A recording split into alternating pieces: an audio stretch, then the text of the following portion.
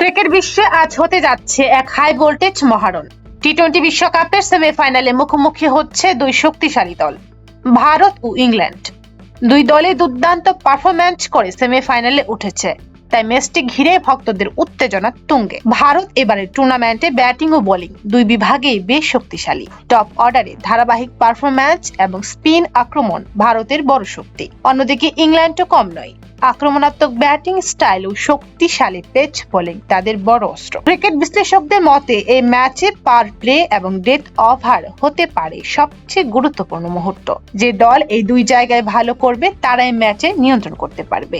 আরেকটি বড় বিষয় হলো প্রতিশোধের লড়াই। আগের বড় টুর্নামেন্টে ইংল্যান্ড ভারতের স্বপ্ন ভেঙেছিল, তাই এবার ভারত চাইবে সেই হার শোধ করতে।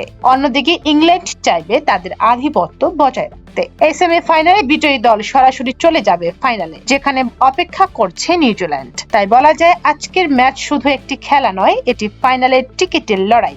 এখন দেখার বিষয় শেষ হাসি কে হাসে, ভারতের আধিপত্য নাকি ইংল্যান্ডের বদলা।